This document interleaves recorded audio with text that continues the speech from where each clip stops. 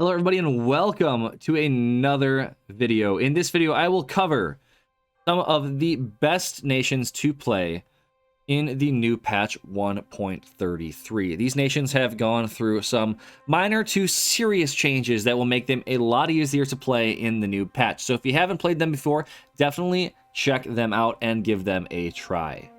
Now onto the first nation, which is one that I have played quite a bit of and yet never done all of the missions for.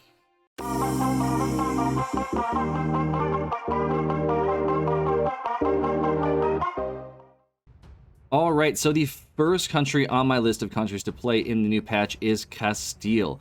Previously, the mission to get the personal union over Portugal was locked behind owning the Aragonese provinces or getting the PU over them. Now, if you go to your missions, you can see that the Recover Portugal mission is locked only behind Reclaimed Andalusia, which you have to wait about 4 years and a few months in order to get the mission for that, and Subjugate Navarra. So if you start improving relations with Navarra and do all the required actions to get them to 190 relations, you can subjugate them, and then you should be good to go to PU Portugal even before you get the Iberian wedding to fire, or subjugate them in another way, or just take the land yourself. Regardless, you can do this a lot quicker than you used to be able to, which increases Castile's power spike substantially, which just makes them a force to be reckoned with in Europe, even more than they already are. One thing to note, though, is if Alphonse does die, Aragon will get the personal union over Navarra, which will then make you have to wait until you can get the PU over Aragon in order to get the PU over Portugal. So if Alphonse dies, and this is part of your strategy, just restart. It's not the end of the world. You know, Alphonse does die early, often. He is 48, but if he does die, you can restart. You should be good to go.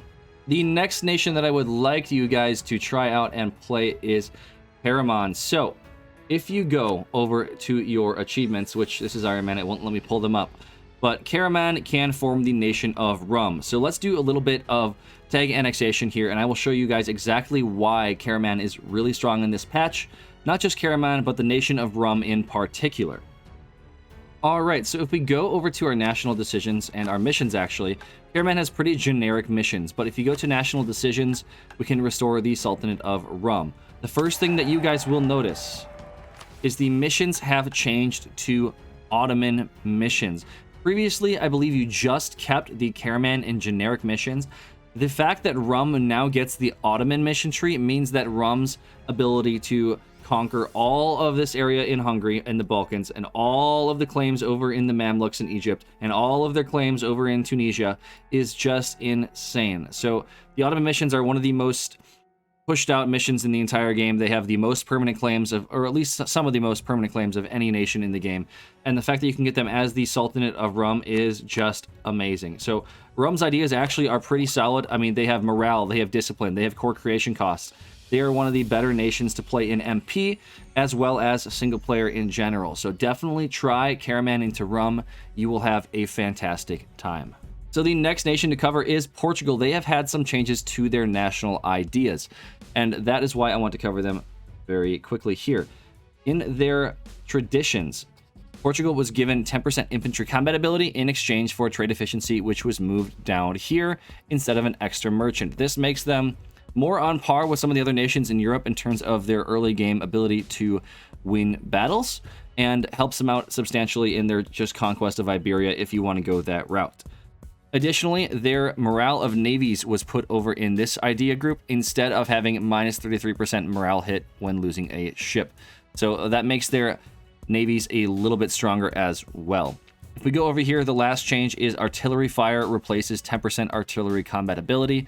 I don't know exactly how the math works out on that, but it should be more or less be a wash, because by that point you might have a substantial amount of an economic base where just buying more troops will have you win the battles anyways. Moving on to Korea. One of the big changes here is if you look at your heir used to be a 2-1-1. He is now a 3-2-2. So if you have your god leader die early, you won't be suffering as terribly. Additionally, they added about 15 dev to your capital province, I believe, and that just makes your economy a lot stronger in the early game, because that's going to really bump up your trade power and your overall economy. But the biggest change to Korea, and this is absolutely huge, is if you complete the Build the Force Limit mission. right? 100% of your force limit. The inwards perfection will be revoked from the Yangban scholars. What this means is that Korea previously, if you go to your estates, has this privilege already enacted, which makes it so that when you declare war, you get a -1 stability. This cannot be revoked until 1469. This is a huge problem with Korea in the early game because you are spending all of your admin mana on stabbing up after you declare war to start expanding. Having this be removed when you build the force limit is going to be a huge buff to Korea. Additionally, there were changes to the Confucian religion, which makes harmonizing religions even easier. Well, not easier, but less painful when you actually harmonize a religion. There's less repercussions for harmonizing in multiple succession as you would. I'm not going to cover Confucian in this video. If you want me to have another video on the Confucian religion, leave a like or a comment down below, and I will make sure to do that in the future. And the final country I would recommend playing you guys in this patch would be Rome. So here I've given myself all of the provinces required to form Rome plus some. And if we form the Roman Empire, I will tell you why we want to be Rome. So the ideas of Rome have changed in a pretty decent way, right? Their ideas have been buffed to more match the ideas of the Holy Roman Empire. So if we look at the traditions, these are the same. But if we go to the unrest, it went from -1 to -2. That is substantially better. An additional unrest reduction is a huge deal when you have high overextension. If we go to Dipral Rep, that has remained the same. If we go to SPQR stab cost, that has remained the same. This has remained the same. Production efficiency has also remained the same. Tax modifier, 10%. That is the same. Admin efficiency plus 5%. That is an absolutely massive buff. 5% admin efficiency goes a long way. This was not here previously. In addition to this, the core creation cost has gone from -20% to -25%. That's an additional 5% core creation cost, plus -5 years of separatism.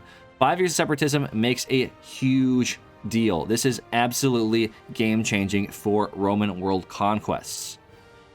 Additionally, the national manpower has remained the same. But these two ideas alone have changed Rome in terms of a playthrough for a world conquest, if that is what you are going for. So if you want to play as Rome, this is the patch to do it in. These are absolutely huge modifiers that have been added to their national ideas. Definitely worth a shot. I recommend checking out a Aragon into Rome gameplay, as that is one of the better nations to do it, considering you have Naples and you get the Iberian PU right off the bat. So definitely give that a shot. Well, guys, that concludes this video. I hope you guys give these nations a try. If I missed something that you think is also a super huge change to the new patch, definitely leave a comment down below and I will check it out. With that being said, guys, thank you very much. And as always, I'll see you next time.